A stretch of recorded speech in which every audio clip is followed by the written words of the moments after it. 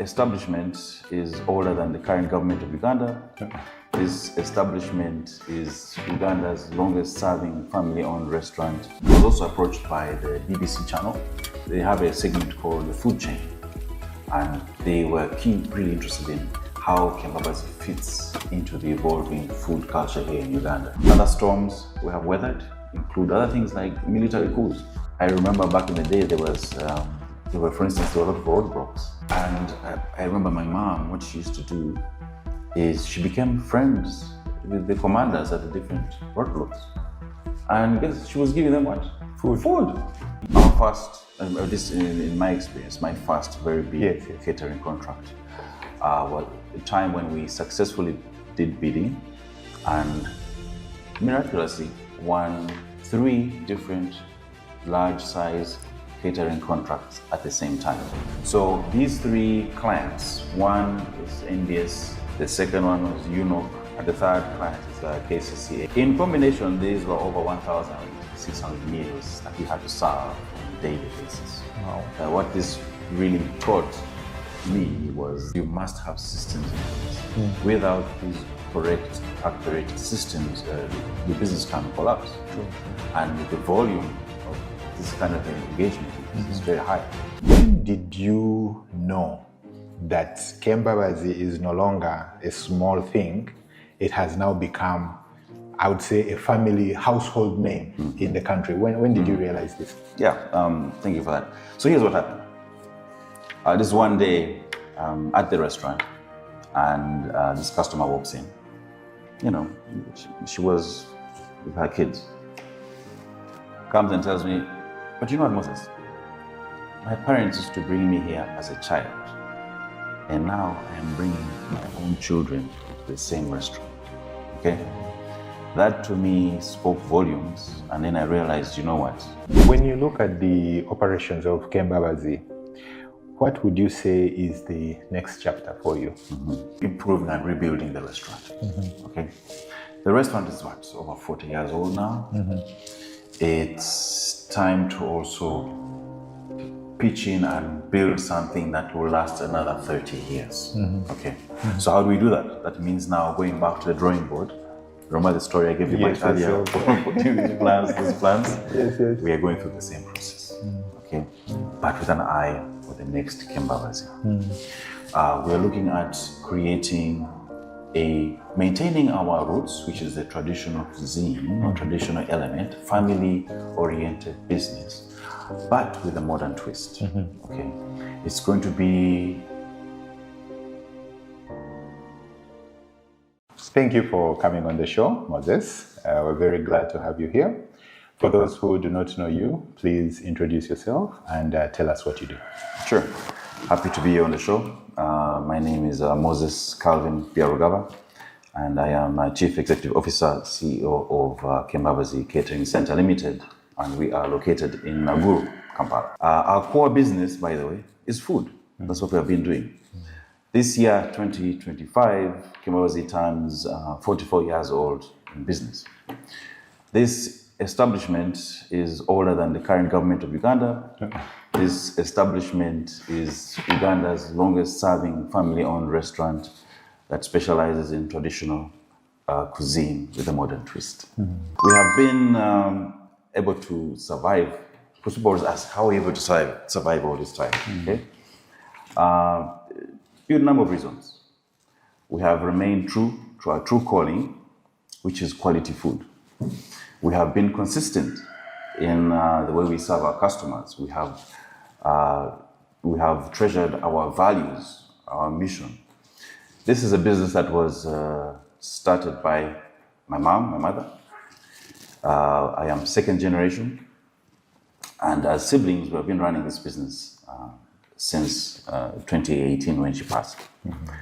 So in order to remain relevant in this industry, you have to be able to be agile. This industry is not static, it keeps moving. I'll give an example, for instance. Right now, customers want to look, if you look at your people, our friends, everyone wants to look good, they want to look healthy, they want to eat healthy, people are going to the gym. So what does that mean for us as a business? We also have to be agile. You have to provide customers meals that they feel comfortable with, healthy meals, healthy options, okay? People want to eat organic, for instance. Others want to, they're doing portion control, for instance, also. So we have to be able to stay relevant in the industry. So being agile has also kept us relevant in the industry. So Kembabazi as a business started off in a place called Wandegea. Now, in Wandegea, Kembabazi was just a very, very small restaurant, just a 2-room establishment. Maximum we could take was about 9 customers. That was it.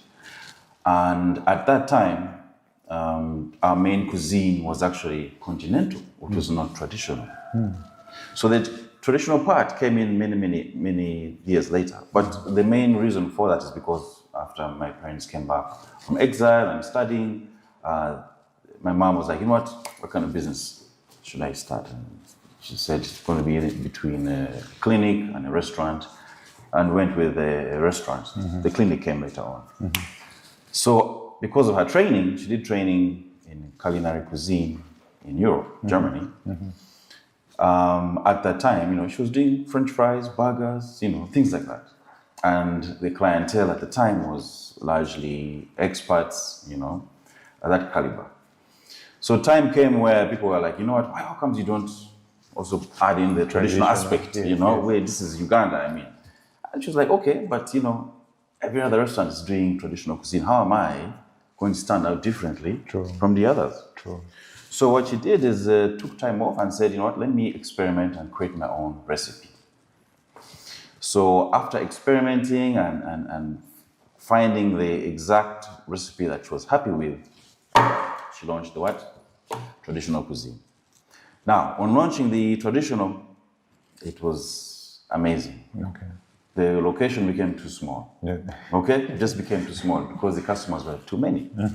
So we had to move from there. So from Wandegea, moved to Kampala Road, right across City Square, second level. There's a location that we moved to. It was bigger, better parking, and it thrived. Every Friday we would have a band playing. I remember the band was led by Phile Lutaya at the time. He passed on. Right. Very popular Ugandan musician, local artist. And every time he would play, the place would just fill up. You'd find people all the way from up, coming down the stairs, down to the sidewalk. Really? Just to listen to his man's music, enjoy their food, and enjoy their drink. Okay, so that's the growth I'm showing you. So now, guess what? The location became too small. So we had to move again. So from there, we moved to a place called Chidukuru. So Chidukuru is closer to Black Lion's house, closer to Uganda Bookshop, that area. Much bigger location, better parking. It also had areas for outside catering. Now that's when the outside catering really kicked in. We could host events. Okay, so now really expanded. So the business was really, really growing. And because the cuisine, we had our own proprietary recipes, there is no change in the taste of food, okay? And it's important to be consistent, especially in restaurant business when it comes to food. Customers will follow you wherever you are as long as the food meets their... Yes, it has to be consistent. So at that location, I stayed there many years, and it even expanded further. Outside catering kicked in, we're hosting events, the clientele grew, the following grew, we expanded our menu. We were able to now also engage in things like corporate catering, okay? Until the time came where you feel like, you know what, we have outlived this location. And when you're renting, guess what? And the landlord is seeing you making money. You know what happens? The landlord, he raises the rent. Yes, he keeps raising the rent every year. So guess what? So we're like, man, no, this can't happen, So it was time to what? Find our home. And that's when the search began. We looked in Bugolobi for a suitable location. Nothing. Kololo, nothing. Nakasero, nothing. Until Naguru, at that time, by then Naguru was a nice hill, but it was a bush.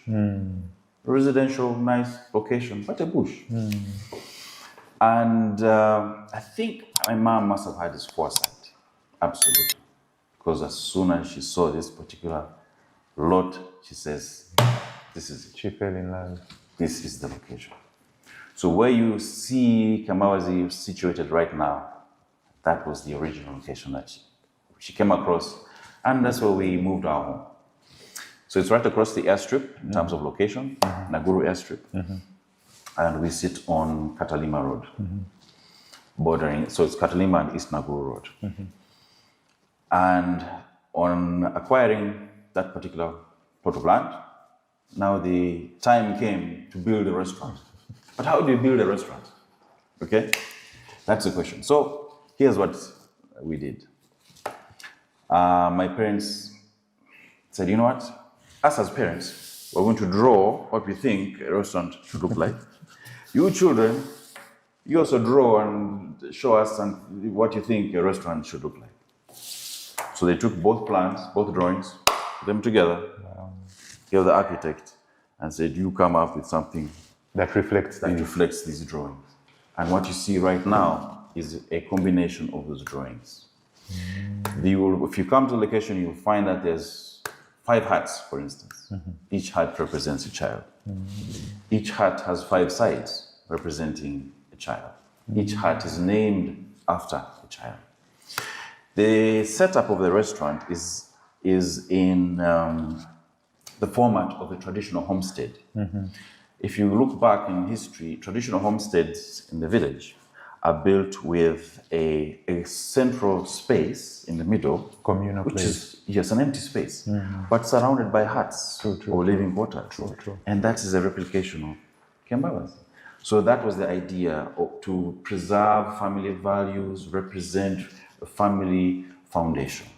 And that is how Kembabazi structures came about. And that's how the restaurant has been for many, many, many, many years. Over the years, by the way, we listened to our customers. So after we moved from Kampala Road to this new location, set up in this traditional family homestead, it was an amazing hit, coupled with the traditional cuisine, as well as the a la carte menu that accompanied. It was an amazing hit. So customers now, of course, ask for more things. But you have to listen to your customers. True. I'll give you an example. They asked for things like sauna, massage services, steam. You understand? So these are the things you offer customers. So now, before eating, you go sweat, get your massage done, come when you're ready to eat. Sit down and, we give generous portions. Yes. So you come and enjoy that food. People love things like mulokoni or chigere, we call it chigere. Other services customers requested were things like saloon services, things to do with the pedicure, manicure. We introduced that as well. Over the years, as we grew, we also introduced cottage industry. So we manufacture our own spices. We manufacture our own in-house, correct. On sauces, things like ghee, shabwe, things like chili sauce. All these are made in-house, which we also retail to other hotels, supermarkets, things like that. We also make our own bushera drink, which is a local traditional drink. People come buy these buy the jerry can. Take these to their own locations, either drink or resell. Right. You know what I mean? So over the years, we have evolved, we have grown. We have also introduced something called farm to table. Farm to table means we have our own farm where we grow our own vegetables, plant, grow, harvest, and then truck them from the farm to the restaurants. So essentially what we're doing, we're controlling the entire production chain, value chain. That's one way you were able to control quality. You're able to make sure that there's lack of contamination. You know what I mean? We want to provide our customers with quality products, organic products really. We don't use any fertilizer, anything like that. And this is, of course, is part of the evolving nature of our landscape. Okay, hospitality is one industry that keeps evolving. You know, every year there's something else, something new that comes up. Yes, and pretty much that has been the growth of our restaurant. I like it. I like it a lot. Actually, I hadn't thought about it, but when you mentioned the restaurant has been in operation, I'll call it restaurant chain, has been in operation for 44 years, which is actually longer than the current government. That is definitely true. I hadn't even thought of it in terms of that statistic, which actually stands out. But I'm particularly impressed by the monitoring, the farm to market that you just mentioned, the monitoring, and the in-house spices, menu, sauces, whatever that you're talking about that you make. That to me speaks progression, it speaks flexibility, being agile, which I really, really like. So thank you and congratulations on that as well. Thank you. I have a question related to you personally. When did you know that Kembabazi is no longer a small thing? It has now become, I would say, a family household name in the country. When did you realize this? Yeah, thank you for that. So here's what happened. This one day at the restaurant, and this customer walks in. You know, she was with her kids. Comes and tells me, but you know what, Moses? My parents used to bring me here as a child. And now I am bringing my own children to the same restaurant. Okay? Wow. That to me spoke volumes. And then I realized, you know what? This business has now become part of Uganda's generational fabric. Wow. This business has now evolved. We have crossed several generations. True. To a point whereby people's children are bringing their own children to the same location. Wow. That speaks volumes. Of course. Just to expand on that further, because of the family tradition, many years ago, families would bring their children to Kembabazi. Not only just to eat, by the way, but for the kids also to play, mingle. With the others they find there. Yes, with other children that are there as well. So it is an outing event. Yes, because there's lots of space. You know, we have greenery, there's lawns, there's children's activities. You know, we have clowns on the weekends, there's bouncing castles. You understand? So there's activities for kids, and kids love that. And of course, kids will always tell the parents after church, for instance, "No, we're going to Kembabazi." Right? We love it. The food is great, ambience is excellent. So children growing up in that environment, it rings a bell with the parents. Always after church, it now becomes a tradition. So these children, as they grow up, guess what? From coming to play, we now host their baptism. We now host the children, as they grow, we host their graduation. Wow. As they grow, we now host their wedding introduction. Wow. As the children are growing, we now host their wedding. You cater? Yes, we do the catering. We even host.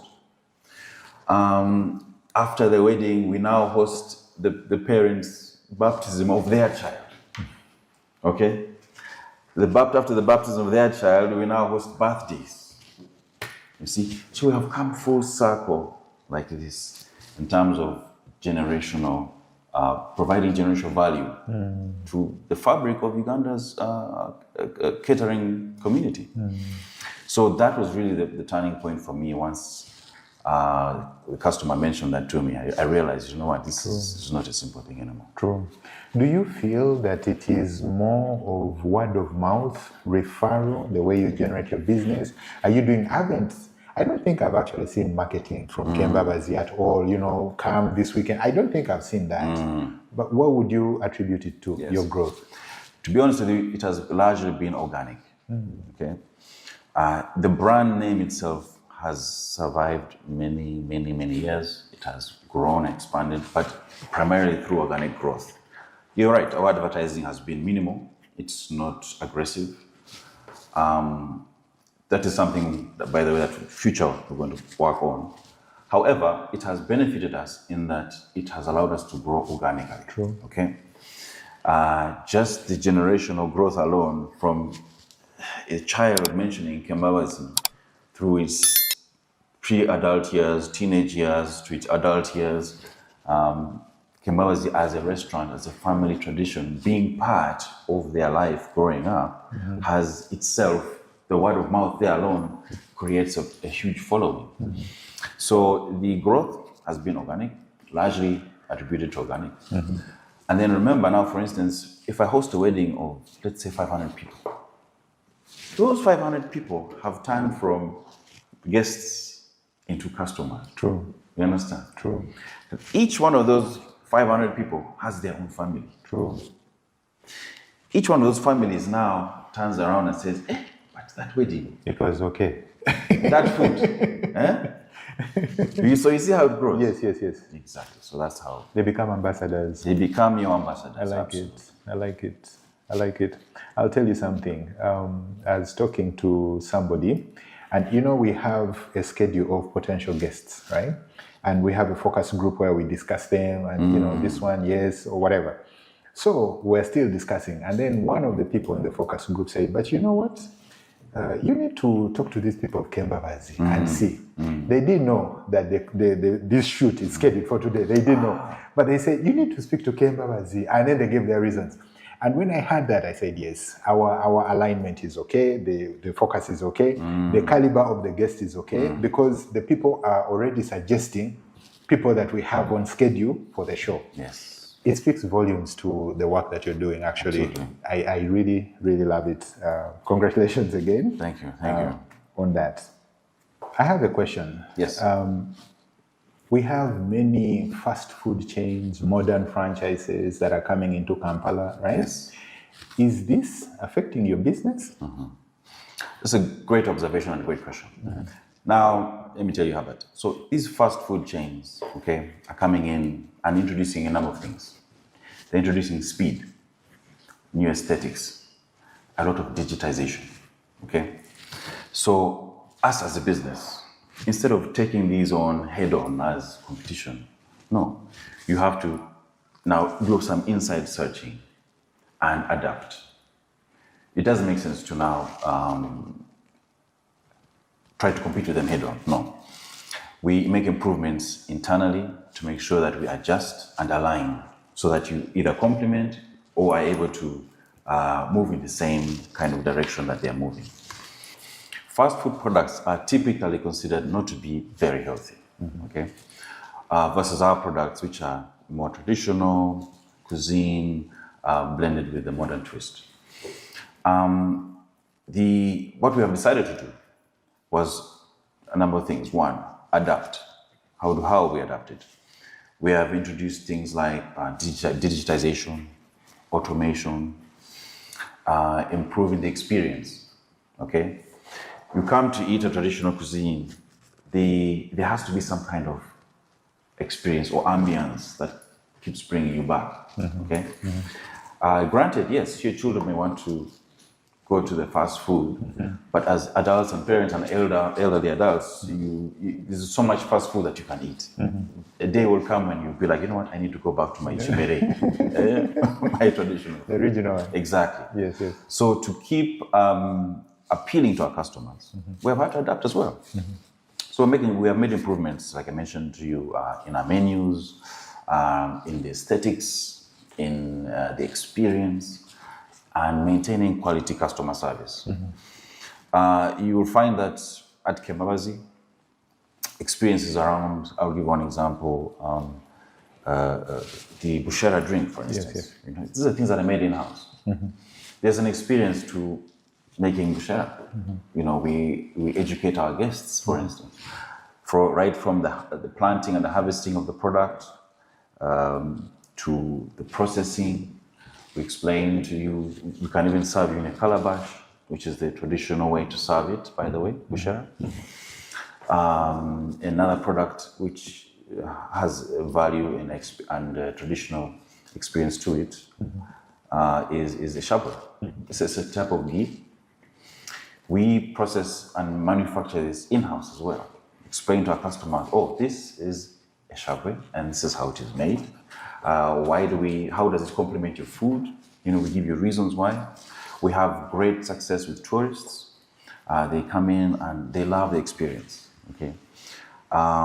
We have a dish called wombo. Okay.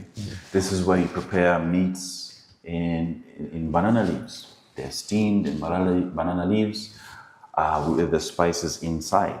So what that does, it's like a pressure cooker almost. So I'm sure even in Uganda, we invented the first principle when it comes to pressure cookers. So the flavor alone is unique. There's a story to every meal, okay? And that experience, okay, you can't replicate that. So fast food industries are part of the fabric. They are part of our industry and we welcome them. The best way I have seen is to adapt and align and get to the same space. So, and then in terms of speed, what we have done is we have a well-selected buffet where we have healthy options of items for the customer to select from. So what happens is customer walks into the restaurant, pays for the buffet, and is immediately shown an array of healthy food options for him to pick from. So there's no waiting. All you have to do is pick a plate and make your selection of healthy food items. That's one way we have been able to address the speed aspect from the other competitors. We also have the a la carte option as well for those who opt for the a la carte. And the menu is there, it's available. You just place your order and within a few minutes you have your a la carte selection. True. I like that. And I would also say that the customer preferences differ. A person who wants a fast food option, even if they saw a buffet, they will go for a fast food option. And one who wants the traditional meal, even if you show them a fast food option, they will still go for the traditional option. Yes. But I like the point on the automation. I like the point on the speed options because for me, I'm in between. At times, I'll want the traditional food. I won't want to delay. At times, I'll want the fast food, but I don't want too much of it for what it is conceived to be. So that balance, I like. So also, by the way, on the buffet, still on the same point of the buffet, what we do is we always switch it up. We do not serve the same food items week after week. We are able to read our customers. We understand the nature of the food business, so we're able to introduce different items on a weekly basis, so that it keeps the experience fresh. From workouts, I don't know what Kembabazi is serving this week. You know what I mean? So it keeps you guessing and it keeps you interested, it keeps you coming back to the restaurant.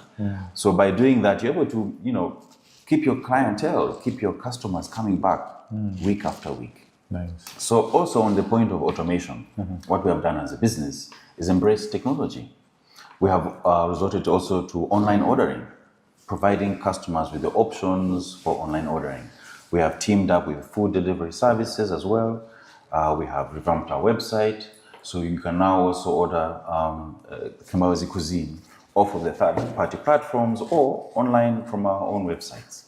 What this has done, it has shortened the process, so now you can actually sit in your office or in your home without having to leave, and we bring quality traditional meals to your house or office. I like that. And that's how we've been able to handle the automation. So technology, by the way, is one of those things that is now part and parcel of almost every business. Technology brings in things like efficiency. It brings in things like you remove duplication of efforts, for instance. And it's effective. It's very effective. Yes, and customer friendly. Of course, I like it. Tell me, I have a question about your own background. Do you have training in hospitality, some culinary training, or what's your background? Yes. Okay.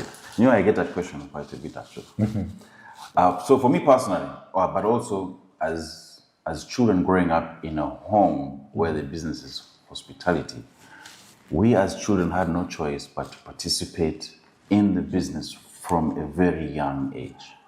What do I mean by that? I'll speak for myself. Growing up, I was part and parcel of the entire fabric, right from peeling potatoes, waking up 5 in the morning, squeeze passion fruit juice. During holiday time, I had to work. I was driving to Mpiji, look for charcoal. Wow. Driving to Masaka to look, Kabale, Mbarara, look for potatoes. Wow. Peeling vegetables, okay? But my siblings, same. We had to be part and parcel of the business from a very, very young age. Now, there's a saying that goes, experience is the best teacher. True. Okay, so guess what? Once you are part and parcel of the business, you have it in your system. Yes. There is no class that you will attend That will give you the same. Yes, yes. give you the exact same experience. It's not there. True. So, to answer your question, I've been part and parcel of this entire establishment, as have my siblings. In terms of background, first degree, Makerere University, degree in economics and finance. Postgraduate degree is my MBA with a focus on entrepreneurship and management from University of Maryland in the US. Thereafter, getting my master's, I worked to gain my skills in leadership and operations. I lived in the East Coast for many years after school and then moved from Maryland to Washington, D.C. From Washington, D.C., moved to Philly. From Philly, moved down to Texas. From Texas, worked there. I was in telecom at that time, actually. And then from telecom, moved to banking. From Texas, I moved to California, where I spent the bulk of my years in the US. In California, did more of certifications in terms of business, leadership, and further operations, management as well. And then worked in the banking sector. One of the banks I worked in was UNFC. I've also worked with Citibank in California, and then MUFG as well. Now, one thing key about the work ethics in the US, it's very, very different from the work ethics in Uganda. Mm-hmm. It's like night and day. True. If it is 8 o'clock, it is 8 o'clock, and you have to be at your desk by 7:50, not even 8. Yes, yes. If lunch hour is 60 minutes, if your lunch break is 60 minutes, it is 60 minutes. And that means you have to be at your desk at 58 minutes, you're back at your desk.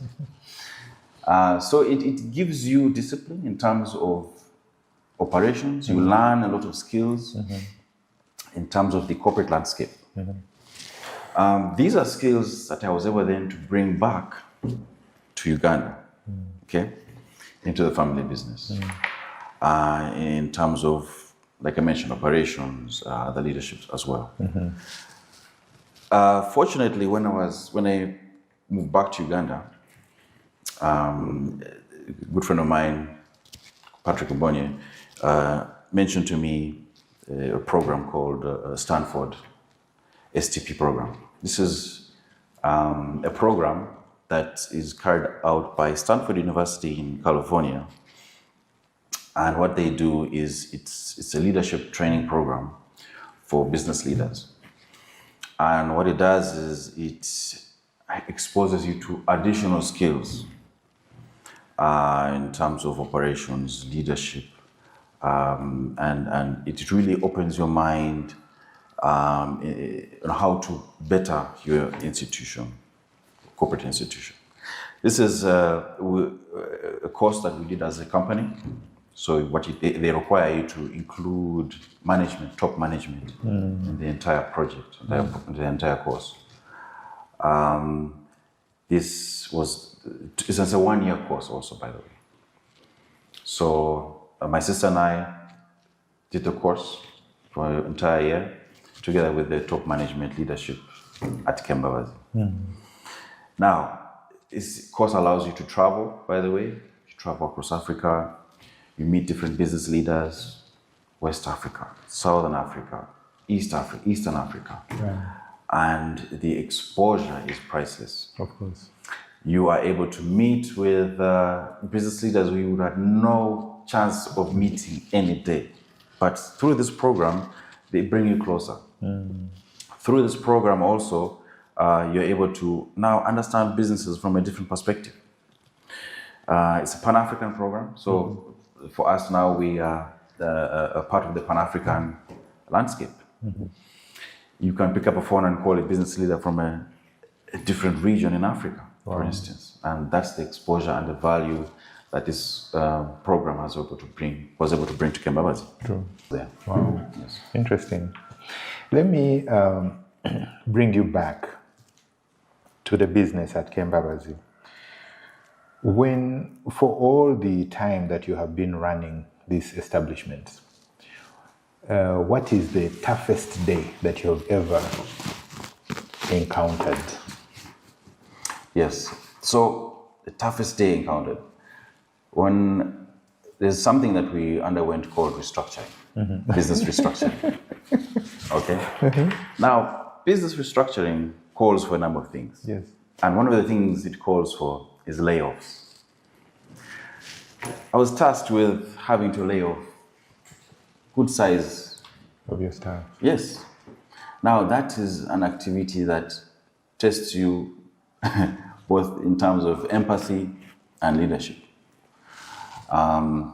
It's hard to see, you understand, but at the same time, these are pains that you need to go through to grow.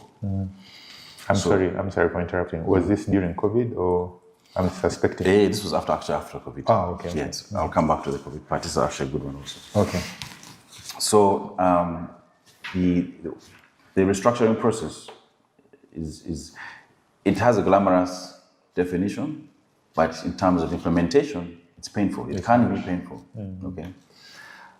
So not only just layoffs, but also there's downsizing on other aspects as well. You know, reducing your fleet, for instance, becoming leaner in different departments. You know, so as the process for restructuring, I think for me that was one of the toughest moments, having to lay off staff. But it's of course it's for a good purpose, for the better future. But the pain that you go through is immense. Now, another thing I want to touch on is this was after COVID, but during the COVID era, there was total lockdown at that time. And yet, as a business, you have to survive. Many businesses after COVID were not able to, come back. And the question I always get is, how comes you guys were able to come back after COVID?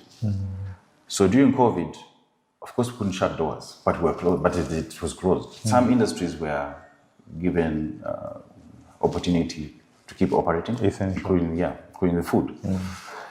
But movement was restricted.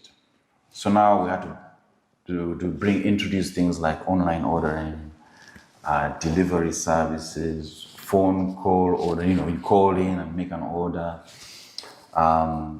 Using a bike to deliver food, for instance, because cars at the time were not allowed. True. Using special vehicles, things like that.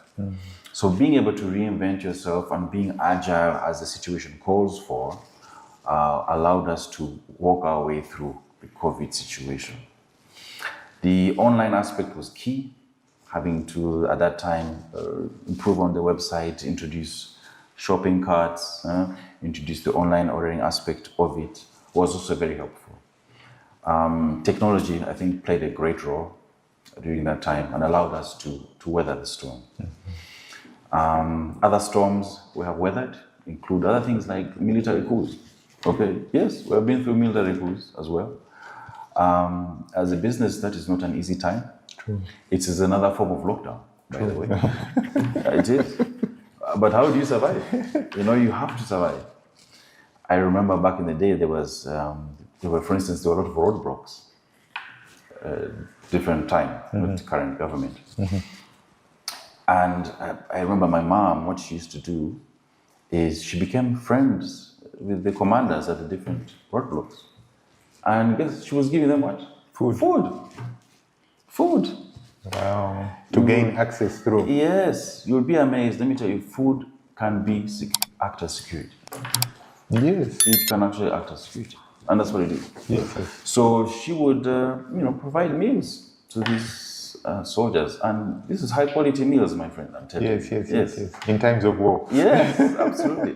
So the soldiers began to appreciate this, and because of that, they knew there was a dinner coming.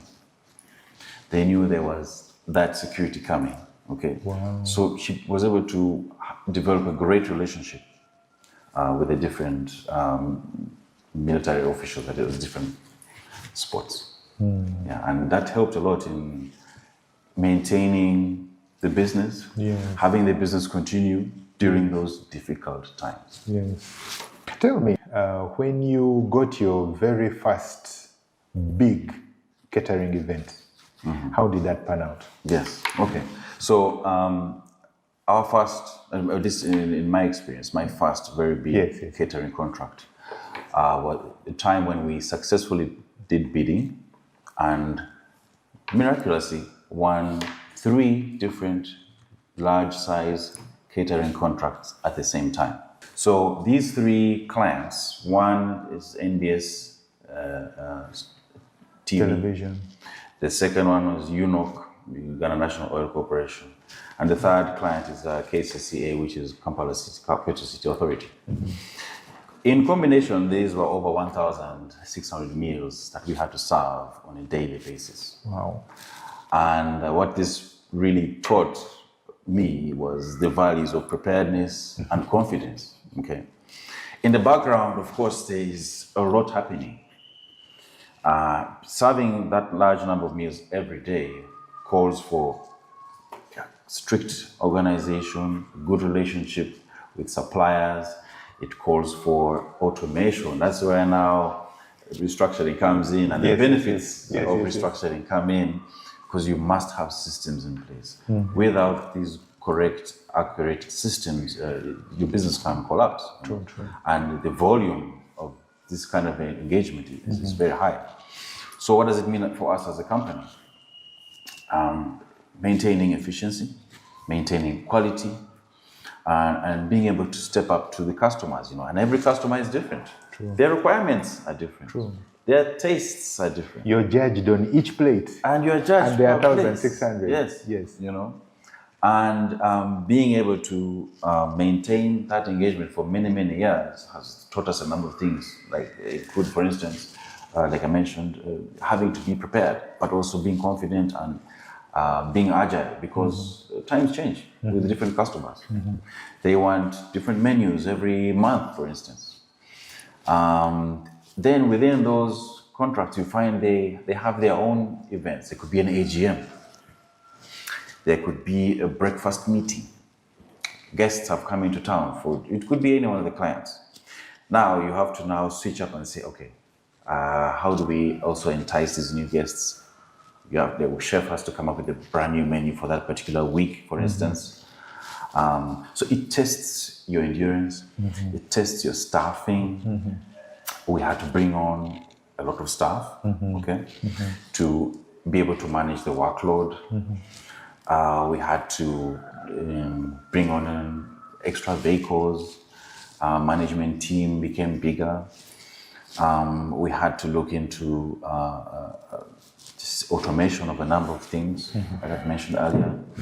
And now you have to maintain this relationship with these clients. True. You have to make every client feel special. True. Okay. You cannot drop the ball. No.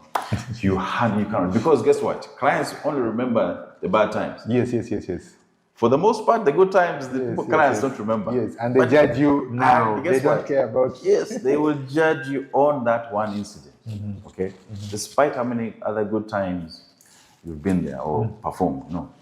So that is a trying. It was a very, very trying time, a testing time. But I'm happy to say we were able to come through, deliver, meet our customers' expectations, And it also allows you to think, okay, if I can do this, I can do bigger things. Yes, and because of that, we have grown, we have expanded. We're also in Hoima now, for instance. We're in oil and gas. We are catering to camps. We are doing camp management. So it gives you the confidence, it gives you the capacity to do bigger things.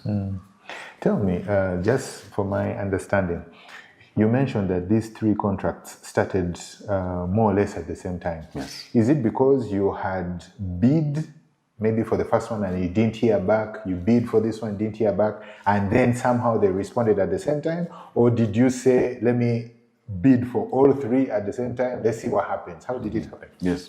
So the bidding process happened like this.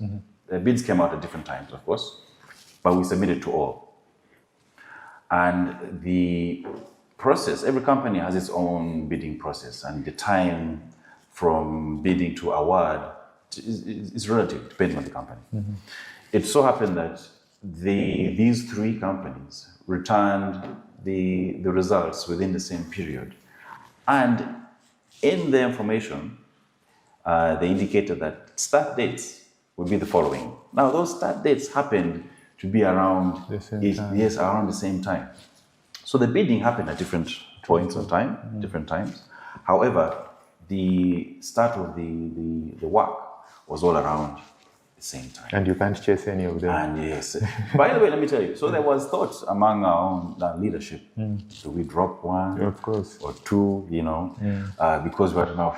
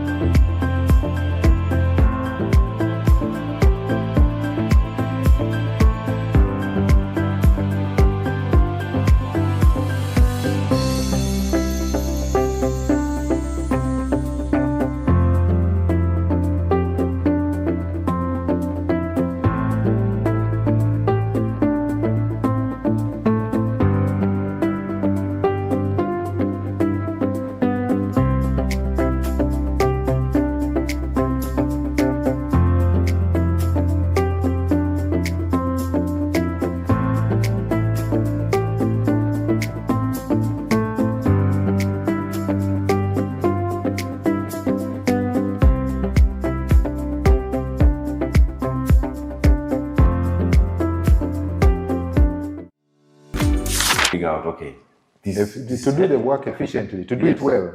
To do the work well, does it mean we have to maybe drop a client?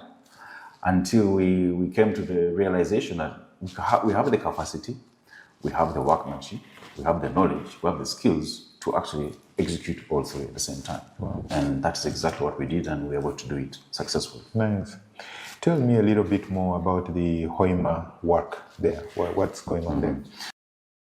For the Hoima aspect, this is a little different, but similar.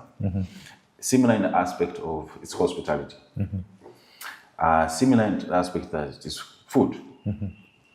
So what I do there is two things. One is camp management, and number two is camp catering. So what happens is a camp consists of several number of camp workers. My camp is has a capacity of 400 workers. Currently there are about 220. And within each camp is pretty much like a school. Let me say a school. You have a dining area, cafeteria. You have rooms. You have facilities for recreation, shops.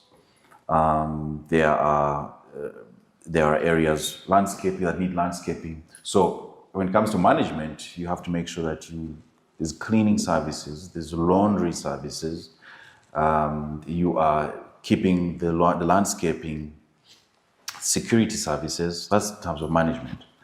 In terms of catering, you have to cook, prepare meals, 3 meals per worker. Okay, breakfast, lunch, and dinner. In my particular camp, we have 3 different cuisines. So I prepare a local traditional dish, breakfast, lunch, dinner. I prepare Chinese dishes, breakfast, lunch, dinner. And I prepare the continental dishes, breakfast, lunch, and dinner. So 3 different cuisines. And this is... They have an option to choose from any Absolutely. The workers have an option to pick and choose. Today I want to eat Chinese. Tomorrow I want to eat traditional local cuisine. Wow. Like that. That is so nice. That in terms of camps, that is the work I'm doing. That is nice. Let's talk to the issue about, the hospitality industry. Every time, you look around, there's a new restaurant coming up, a new hotel coming up and stuff like that. For you who has been in this the longest in the country, what myth would you say people have when they're coming into this industry that they might take for granted and yet it's not reality? You see, the restaurant industry, by the way, people think it's glamorous. So, oh, I have a restaurant. Okay, and think it ends there. No. I'll tell you, running a restaurant business is a lot of sweat, long hours, dedication, consistency. Without those, your restaurant business won't last very long. You must be able to have a team that has the skill sets needed to take your business to the next level. But also more than that, you need to be able to create a culture among your team. Culture is much more effective than policy. Once you have a team that understands the culture of the business, that is dedicated to the business, then they're willing to give it their all and be able to come up every day and perform. The hospitality business is erratic. You have to go through things like pandemics, okay? We went through the COVID pandemic, for instance. You have to be able to ride those times, the tough times. These businesses come with both good times and bad times. Another thing in the hospitality business is trends. People's trends keep changing. Meal trends keep changing. I had a question on that. Yes, they keep changing. You will find there's a time when people want to eat healthy. It's all about salads now, by the way. Yes. They call them vinyas. Yes. Like goats. Yes. So there's that time also, So what are you going to do as a restaurant? You have to be able to adapt. There is a time when, back in the day, people had different ways of running their restaurants. They put money under the mattress, for instance. There was distrust of the banking sector. Okay, there was a time when people would, shy away from technology. But now things are different. So for the younger generation, it is really hard work. There's sweat you have to put in. Consistency is key. and take advantages of things like automation, technology, take advantages of the financial landscape. You have to be consistent, especially when it comes to meals. Fortunately, at Kembabazi, we manufacture our own proprietary spices. So the meals at Kembabazi, the taste and quality of the meals is unique to Kembabazi. You cannot find that taste anywhere else. So that's one of our core values that brings customers back every day. So as a new restaurant, that is something you need to look into. How do you differentiate yourself from another restaurant? Why should I come to you and not the other? Those are some of the questions the younger generation needs to ask themselves. Before starting a restaurant, don't focus on brand too much. Oh, put your name there and think everyone is going to come. No. Okay. Focus on things that will keep your name up for a long time. The quality. Food quality. Focus on things like food consistency. Focus on things like customer service. Focus on things like experience. You know, you will find that we have so many. The landscape, for instance, in Uganda has changed. There's so many foreign players who have come into the industry. True. You can find food you can eat sushi in Kampala. You can go to Japanese restaurants. We have Middle Eastern restaurants. You know, so the landscape has certainly changed. All these different cuisines come with a different experience. They come with a different taste. Okay, they come with a different type of ingredients. Now, you as a restaurant, these are things you need to be aware of. You have to be sensitive to all these different players. There's a restaurant I know where you take off your shoes. You can put it before you sit down and eat. You know, that's the experience. You understand? Eh? Yeah. So it's actually different. Would you go there and take off your shoes? Yes. There's something called a Japanese food setting where you remove your shoes and there are no chairs. You sit on the cushion. On a cushion. Wow. But guess what? That is an experience. Yes. You see what I mean? Eh? So we as the local community, as the Ugandans, what are we doing to stay relevant is actually the term. So you need to be able to, number one, offer more than just food. What else can I offer that keeps bringing customers back in, knowing that landscape has changed? You know, now that is where you focus on things like ambience. That is where you focus on things like experience. Coming back to ambience, you have noticed right now, for instance, people love taking pictures. Yes. Snapchat. They want to go to a restroom that is beautiful. Yes. That has mirrors. That has beautiful paintings, artwork. Where are you in this space? To stay relevant, you have to now adapt. Understand? So, and then what that also does for you as a business, you tap into that particular segment, customer segment. And now you guess what? Just by pimping up your bathrooms, I have been able to pull in this crowd. Yes. You see what I mean? So that alone keeps you relevant. And that's what we're doing as a business at Kembabazi. You know, you have to stay in touch with what is happening around you. Another example is Ethiopian food, for instance. This is a cuisine where you use your hands. You know, you don't go there and ask for a fork and knife, my friend. Injera. Yes, they have injera. You know, this is the sourdough bread that they eat, and that is used actually to pick up the meats and the vegetables, but you use your hands. You know, it's an experience. Also, one of their cuisine is my favorite. Yes. The Ethiopians, they feed each other. It is part of their culture. It is part of the experience. So you see that alone, it's unique. It's nice. It's something that you want to experience, and you will take as a customer. You want to go back and try that. You know. So even us, what we have done is improve on the experience, the ambience. You give customers what they really want, what they need, you know, and that alone will bring customers back to you. So the younger generations are trying to open up restaurants, tap into those areas that will bring customers, that will keep customers coming back. Also, in terms of food culture, you find there's changes that are coming in. For instance, portion sizes are becoming smaller. Presentation or plating is improving. People want to be presented with a plate that looks nice. You look at your food and it is arranged in an artistic fashion. That alone, by the way, is a key crowd puller. People are moving away from back there about heaping your plate, where you're walking and the soup is even dripping in your pants. Yes. And they're, but now people want portions control. People are looking at a well-decorated plating where the food that is arranged on the plate looks good. So that's also part of the evolving food culture that we are experiencing here. And on top of that also, because of the changing food culture, I was also approached by the BBC channel.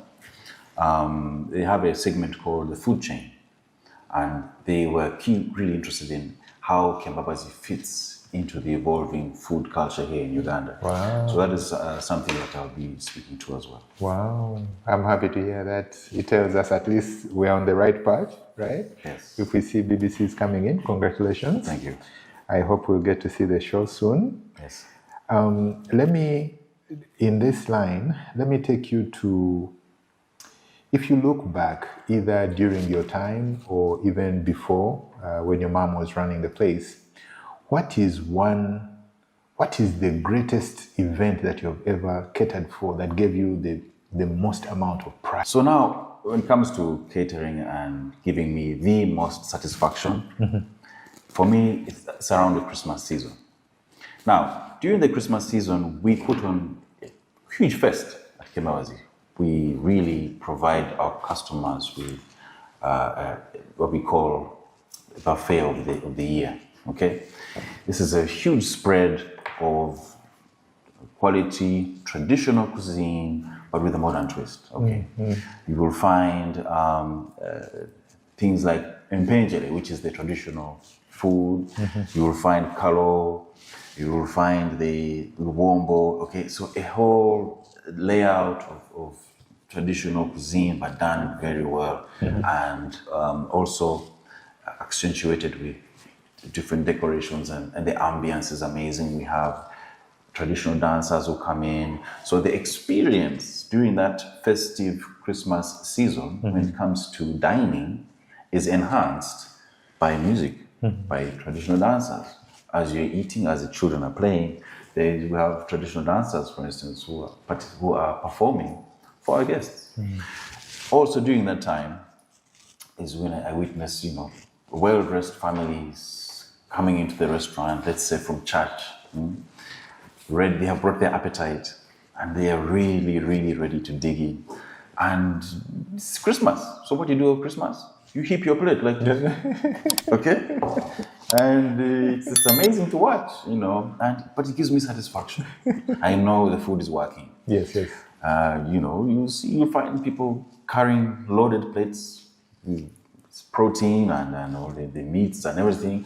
The very top is the pineapple and the watermelon, all on the same plate. Yes. And they're walking, the soup is dripping, but you're content. Yes. And that gives me satisfaction, knowing that, the family is having a great time, the kids are around, the parents are not worried about the children, they know they're in good, it's a safe place that the kids are, their environment is okay, and they're having the time of their lives, and that really gives me satisfaction. I like that a lot. I think I'll feel the same. Any parent will definitely feel that. Tell me, you mentioned something about Hoima, the work you're doing in Hoima. You mentioned about here, and you previously had been in different locations, right?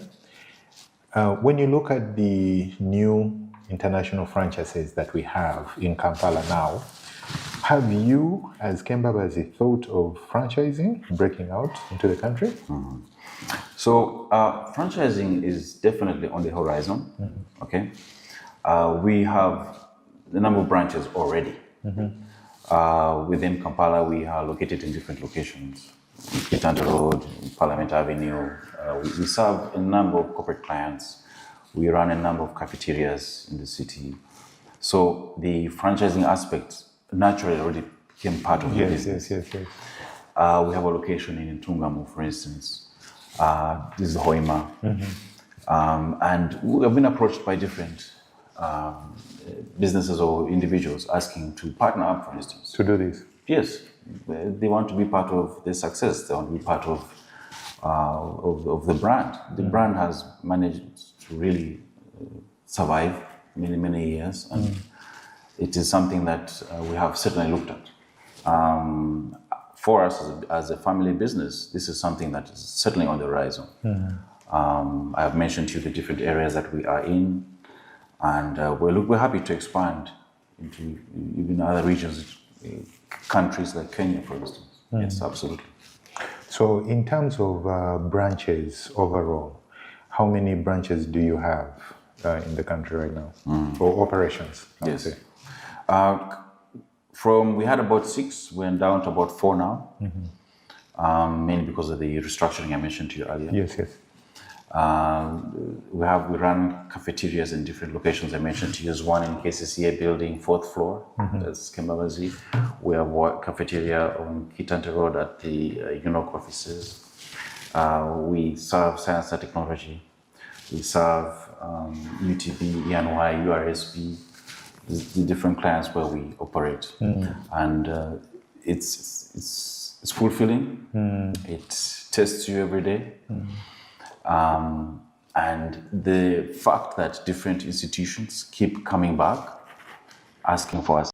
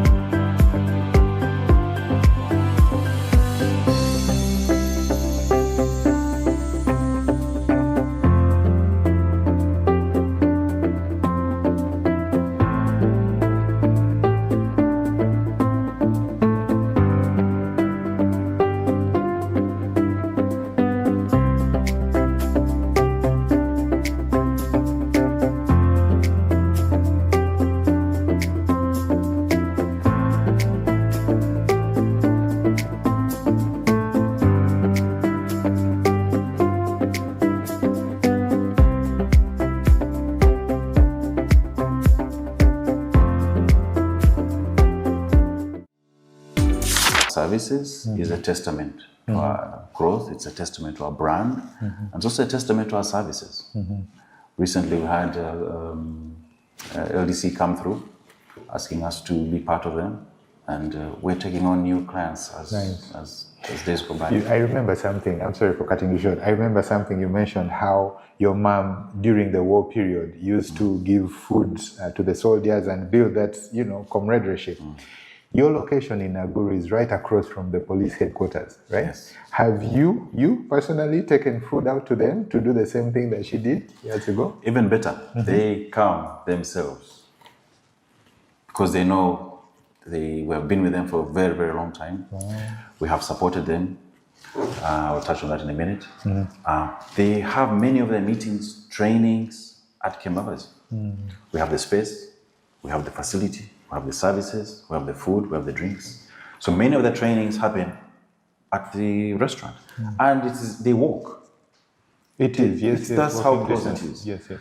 We cater the events either at their headquarters or at ours.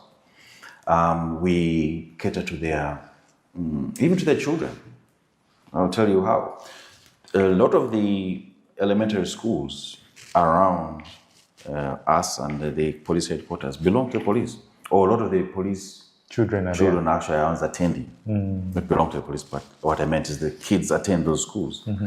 So part of our CSR as a company, because we noticed, for instance, okay, a lot of these children that are children of the police force pass our hotel, our restaurants, and go to these schools.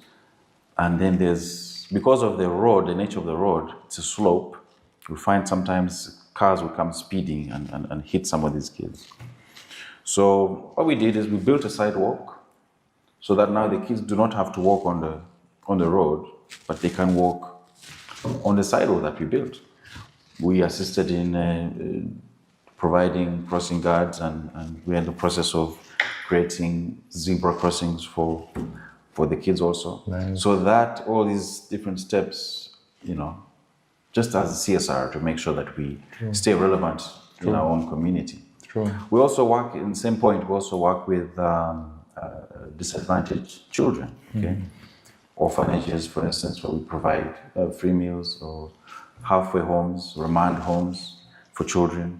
My mom was very, very big on kids, loves kids.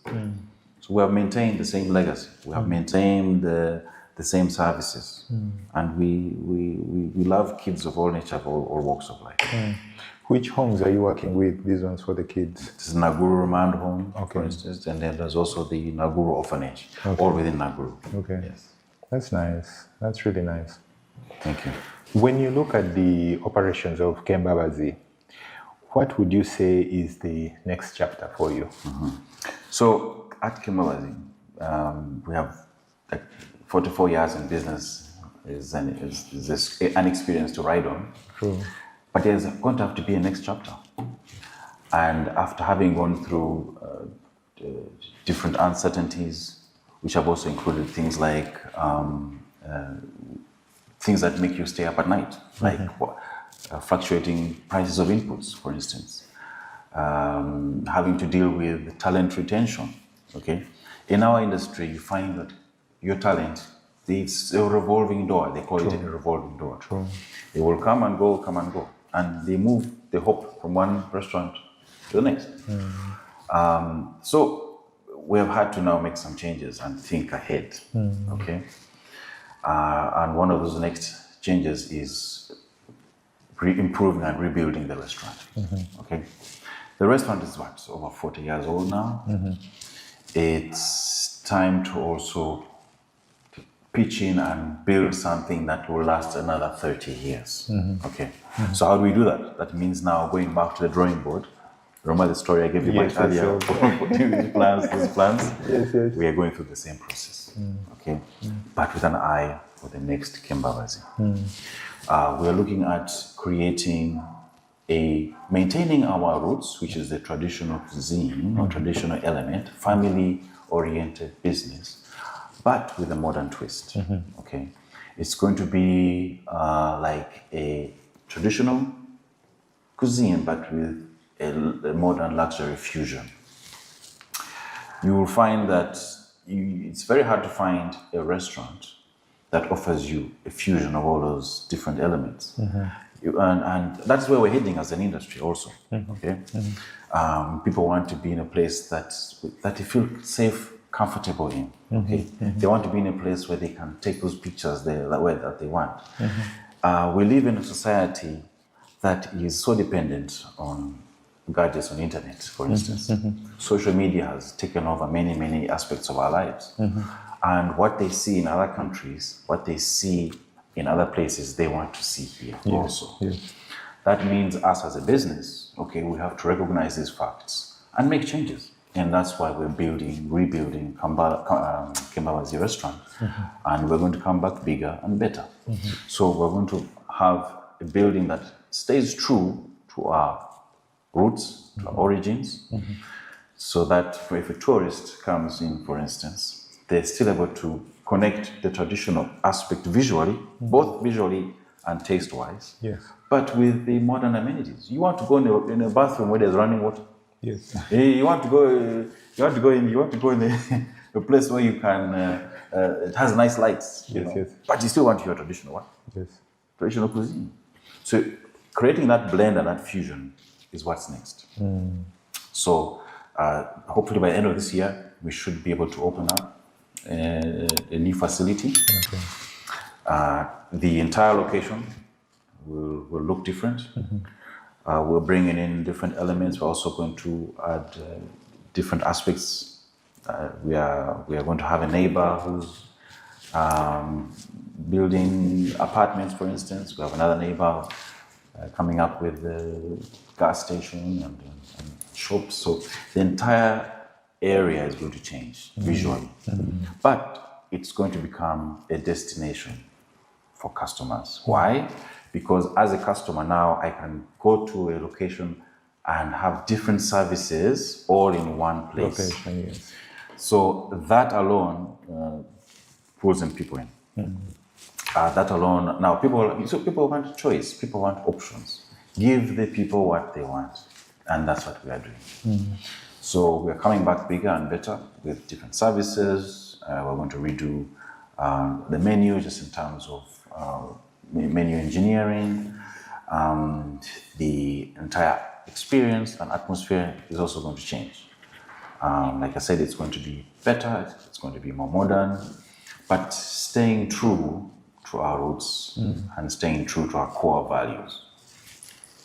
You raise a good point, and I don't know if this is actually a question or more of an observation that I have. I'm thinking in terms of tourism, because you've mentioned tourists, you've mentioned staying true to your core and modern twist fusion, right? I'm thinking if a family-owned, traditional-based restaurant has been in operation for 44 years, that is something that a tourist would want to see, right? And when they come, they want to see that, like you say, traditional aspect, taste it, eat it, all that. But they also want a toilet that has flashing water, like you mentioned, right? Yes. So I like that aspect. Have you had any discussion, and you also mentioned BBC came and they want you to be part of the show and all that. Have you had any discussion perhaps with the Ministry of Tourism to see if Kembabazi can be demarcated into some form of cultural something for Uganda or something like this? Yes. So not enough discussions around that aspect, no. However, we do have a partnership with the Uganda Tour Guides Association. These are the guides that take tourists around, pick them from the airport, take them to the different parks, things like that. So our relationship around that revolves around having them bring those tourists when they want to eat local traditional food. Because if I'm a tourist, I'm not coming here to eat pizza. No. I'm coming here to try the local traditional cuisine. True. So our arrangement, our relationship with them is that they bring the tourists to Kembabazi, okay? And that's how we have been building that relationship. However, it hasn't been explored fully. There is still a lot of opportunity in the tourism space. I would be happy to meet with the relevant individuals in the ministry, in the airlines, for instance, Uganda Airlines, to even help them grow their own exposure in terms of tourism. Because we play a critical role as far as the hospitality industry is concerned. We provide the meals, we provide the experience, they bring them here, and it's a complementary relationship. Yes. So I'd be happy to explore that further with the right people But to answer your question, it hasn't been explored enough. Yes. Because also, just to add on to that, tourists would love to see, at least the ones I've engaged with, what they really love, apart from the food, is the experience. They don't want to just eat the food, no. They want to know, number one, what is the story behind this food? Why does it look the way it does? They want to know, why is it served the way you serve it? I'll give an example. I have tourists who ask me about the calabash. Why? Where does it come from? What kind of fruit? Why do you put drink in there? They want to see the experience. Does it taste different? We have a chubo, a basket, where we serve karo. That is different. They want to know, this is interesting. Why do you put food inside a basket? You know what I mean? They have questions around things like, chigere, you're eating the cow hoof. A hoof of an animal. You know what I mean? So in the new Kembabazi, we have put provisions where customers can visually see production of certain dishes. And that alone, that experience alone is unique. And this is one of the unique points that the new restaurant will have. So a customer can not only just sit and wait for their food, but actually see the preparation of particular items or particular dishes or drinks that create that additional experience for their meal. I like that. If someone wants to set up a restaurant business today, what advice do you have for them? Get ready to fail, absolutely.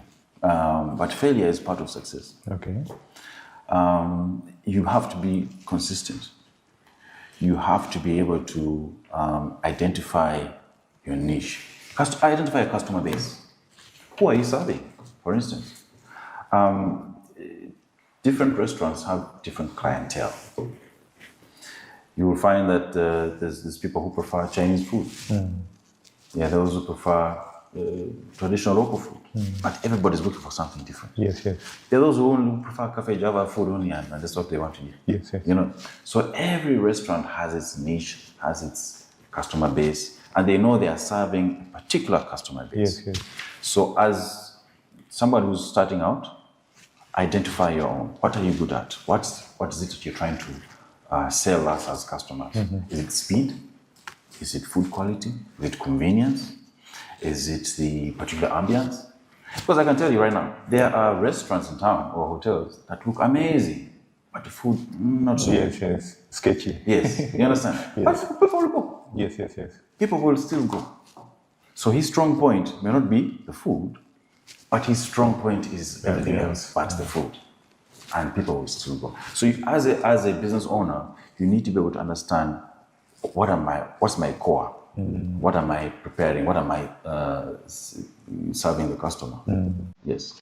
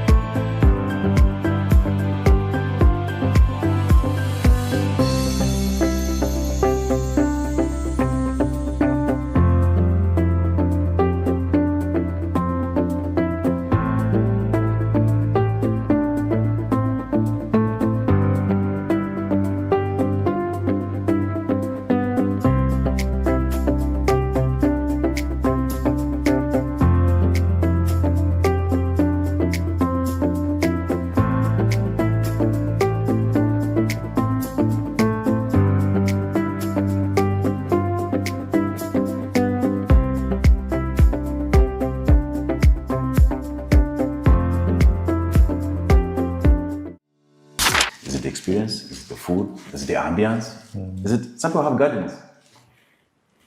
And that's it. But they're still making it, you see? True. Yes. So as a business owner, think about these particular items. Be true to yourself. See where your strengths are, you know?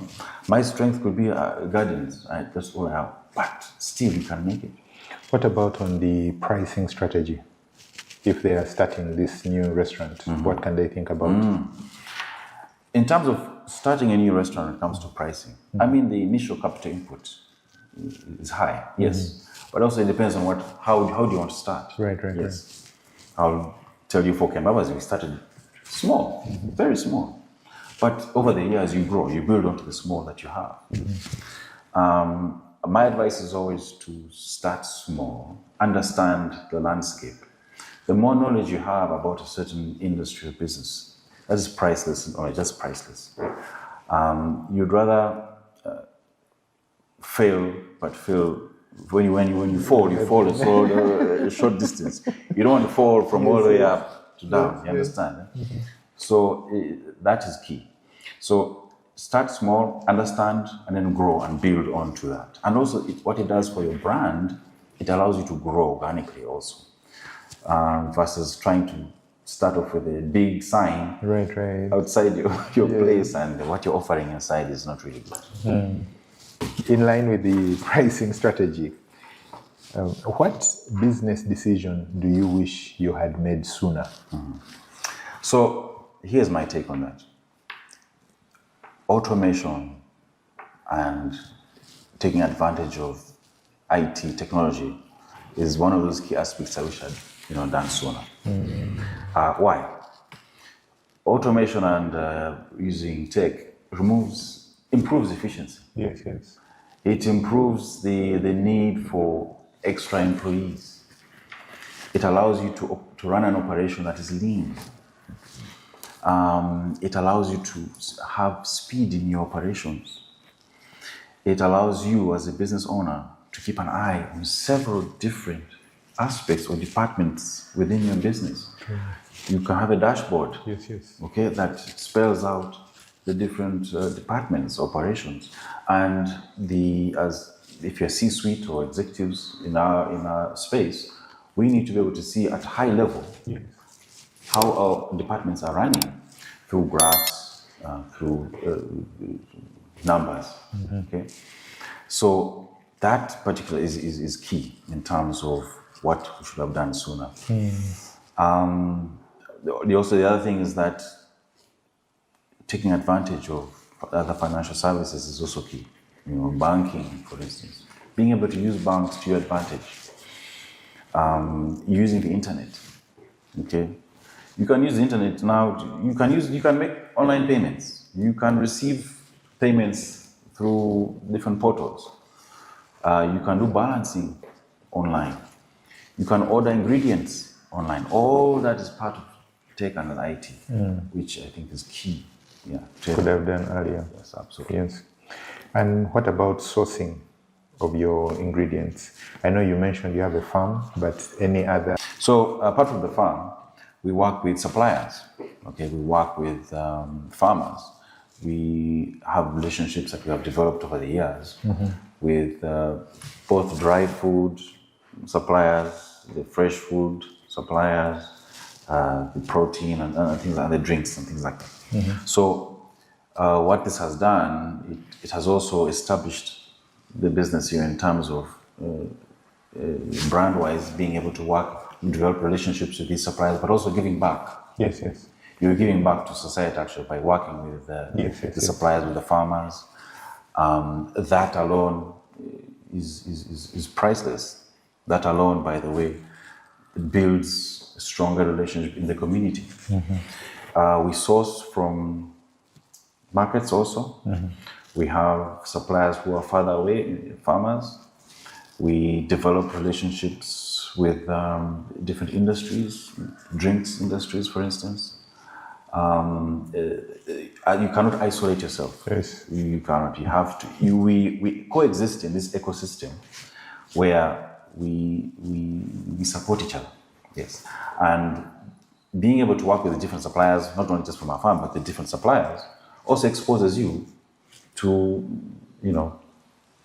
credit facilities, for instance.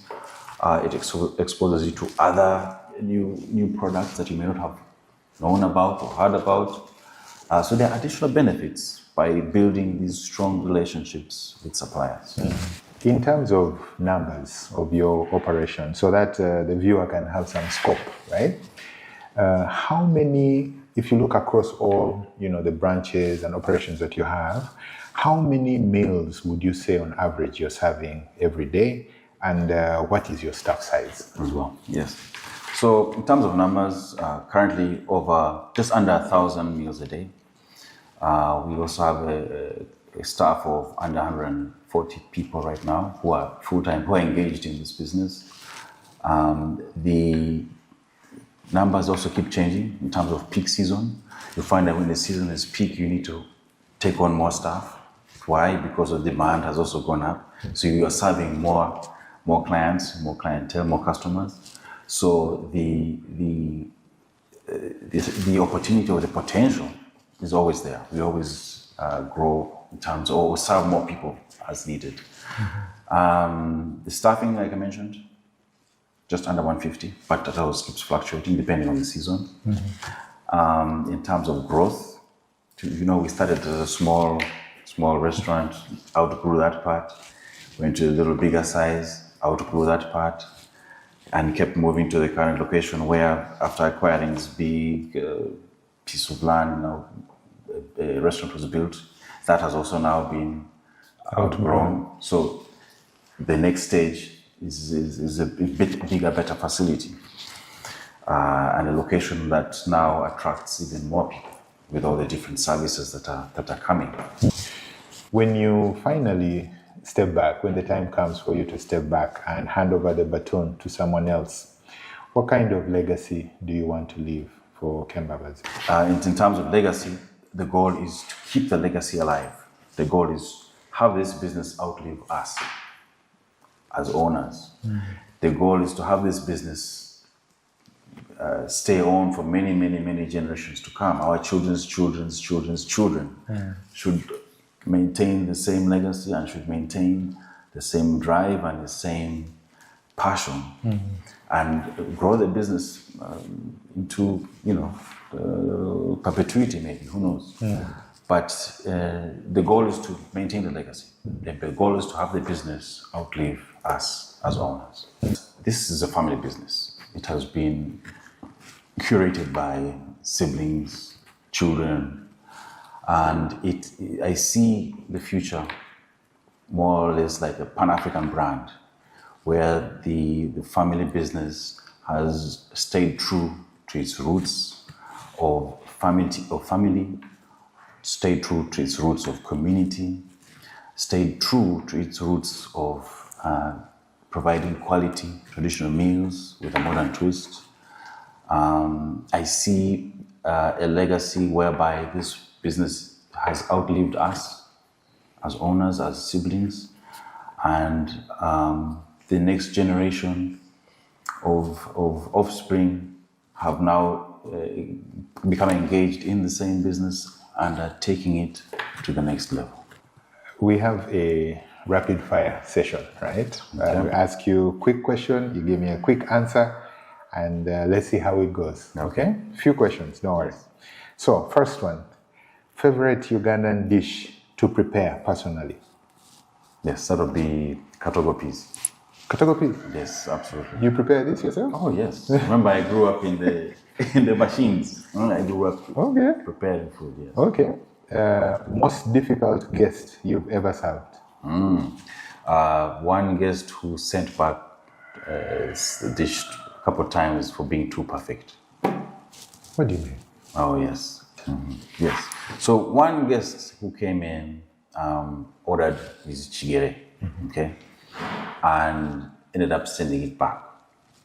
Now the understanding was, the chef's understanding was that maybe he's not happy with the taste, so sends back another perfect chigere. But the customer kept complaining, saying the other place I go to doesn't serve chigere like this. So in his mind, he's expecting a different taste. not knowing that our perfect chigere is perfect.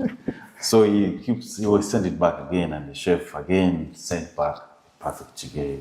So like I mentioned, that was our unique spices, our unique culinary experience provides you with a dish that is actually perfect. So when you come to Kembabazi, you are receiving perfection in terms of cuisine, much different from what you're used to in other places. So you had to educate the guy that this is how the chigere should taste. Thank you. As opposed to what you're used to. Because it turned out to be a learning experience. Exactly. Does it still count? No, he does. Yes. He does. Interesting. Interesting. Okay. Rolex or Katogo? Rolex or Katogo? Katogo. Katogo. Any day. Any day. A food trend you secretly dislike? So I enjoy food that is rich in spice, that is rich in flavor. Okay. So when the food is bland or is just boiled, no. Many people like boiled food. True. Yes. I love richness. I love the rich flavors. Okay. One mistake young entrepreneurs keep making? They do a lot of chasing the brand name first instead of figuring out the back end. You know, make sure your back end has a strong foundation. The business has a strong foundation. You know, before you brand. Yeah, absolutely. Okay. A local business you admire? A local business I admire would be still within the hospitality. Yes. Would be Cafe Javas. Cafe Javas. Yeah, for their speed, for their efficiency, for their systems. Absolutely. Yes. Cafe Javas. Good. If not catering, what would you be doing? Okay, maybe banking. If not catering, I'll be grooming potential African entrepreneurs. Absolutely, I love teaching. Like coaching, mentoring. Yes, absolutely. I love coaching. I love mentoring, teaching. So that would certainly be it. Okay. One business principle you live by? One business principle I live by is failure is part of success. You cannot succeed. You cannot succeed without failing first. Why? Because it's when you fail, you learn from your mistakes and you make those improvements and apply them as you go forward to succeed. Nice. Moses, thank you for coming on the show. I have definitely learned quite a bit about Kembabazi. I do go to Kembabazi myself. I've been going there for many years. I love the food. Everything you've said, I can be your first ambassador from here. I do love the food, the presentation, the cuisine, the assortment. I like that. The quality has been steady over the years. So I want to wish you success. I want to wish you continued growth in everything that you do. And may you succeed at everything that you touch. I want to thank you for having me on the show. I've had a great time. This has been a good experience. I look forward to coming back again. It's always good to share knowledge. It's always good to talk about different experiences. And it has also been a learning experience for me. So I'm very grateful. Thank you.